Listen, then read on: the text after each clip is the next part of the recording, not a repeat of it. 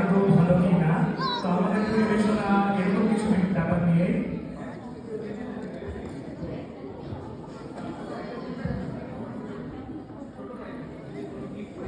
সবাইকে বসন্তের শুভেচ্ছা। আজকে আমরা রবীন্দ্রনাথ ঠাকুরের একটি নাটিকা উপস্থাপন করছি। নাটিকাটির নাম সূক্ষ্ম বিচার।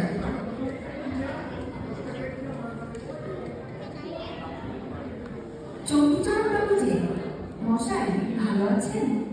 ভালো আছেন মানে কি? অর্থাৎ সুস্থ আছেন। স্বাস্থ্য কাকে বলে? আমি জিজ্ঞেস করেছিলাম মশাই শরীর ঠিক? তবে তাই বলো, আমার শরীর কেমন আছে তা জানতে চাই। তবে কেন জিজ্ঞাসা করেছিলে আমি কেমন আছি? আমি কেমন আছি আর আমার শরীর কেমন আছে এ কি একই হলো? আমি কে আগে সেটাই বলো। আগে আপনি তো চণ্ডীচরণ বাবু।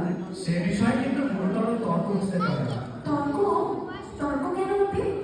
আপনি বরঞ্চ আপনার ঠাকুর পিতা ঠাকুরকে জিজ্ঞাসা করবেন। আহা, নাম জিনিসটা কি? নাম কাকে বলে? নাম নাম হচ্ছে মানুষের পরিচয়ের। নাম কি কেবল মানুষেরই আছে, কোনো প্রাণী নেই? ঠিক কথা, নাম হচ্ছে মানুষ ও অন্য প্রাণী। কেবল মানুষ এবং প্রাণীর নাম ছাড়া আর কিছু নাম নেই? তবে বস্তু চেনার উপায় কি? ঠিক বটে, নাম হচ্ছে মানুষ, প্রাণী এবং বস্তু। শব্দ, স্বাদ, বর্ণ প্রভৃতি অবস্থার কি নাম হয় না? তাও ঠিক।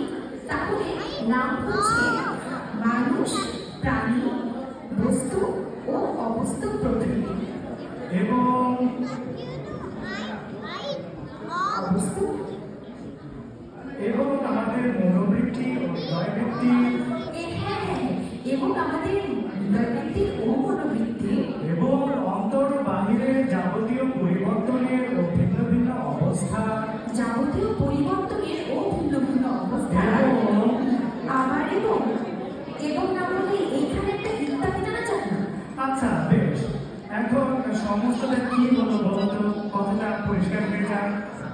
পরিষ্কার হবে কিনা জানি না, চেষ্টা করতে পারি। নাম হচ্ছে মানুষের এবং অবস্তু।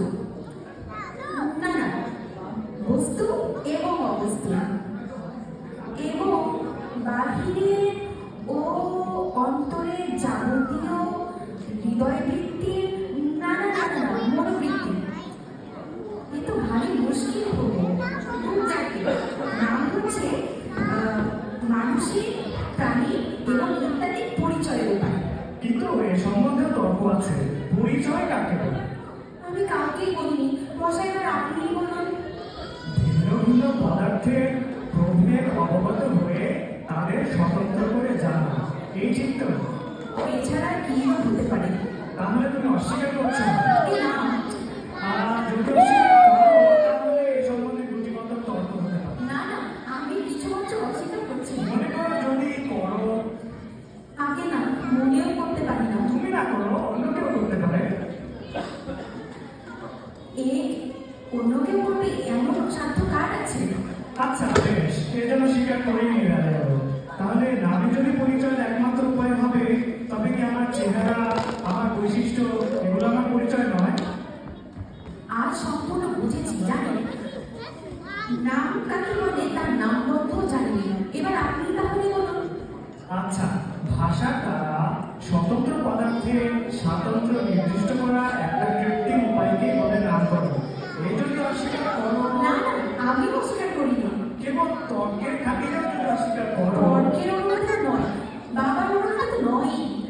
এর কোনো একটা অংশ যদি অস্বীকার করো। একটি অক্ষর অস্বীকার করিনি।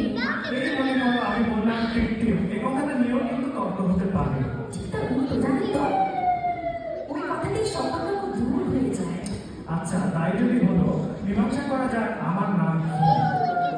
আচ্ছা আপনি বলুন। আমার খিদে পেয়েছে। নাম আমার আছে অনেক, তুমি কোনটা শুনতে চাও? যেটি আপনার সবচেয়ে বেশি পছন্দ। এখন প্রথমে বিচার করতে হবে কিসের সঙ্গে আমার প্রভেদ জানতে চাও। যদি পশুর সঙ্গে আমার প্রভেদ জানতে চাও আগে তা চাইনি। তাহলে আমি মানুষ, আর যদি সাদা কালো পদার্থের সঙ্গে আমার প্রভেদ জানতে চাও তবে আমার নাম কালো? শ্যামলা। যদি শিশুর সঙ্গে আমার প্রভেদ জানতে চাও তাহলে আমার নাম বুড়ো।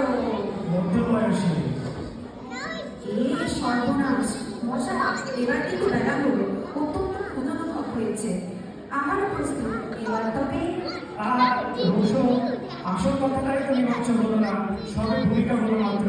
তুমি জিজ্ঞাসা করেছিলে আমি ভালো আছি কিনা। এখন প্রশ্ন হচ্ছে তুমি কি জানতে চাও? আমার অন্তর্গত প্রাণটি কেমন আছে, না এই মনুষ্য শরীরটি কেমন আছে? এ কিন্তু ভীষণ কঠিন প্রশ্ন। তাহলে মাফ করবেন, অপরাধ করেছি। এখন মমতাতে এবং ক্ষুধার জ্বালায় দগ্ধ হচ্ছি। আহারের পূর্বে এরকম প্রশ্ন আমার আপনাকে একদমই জিজ্ঞাসা করা উচিত হয়নি।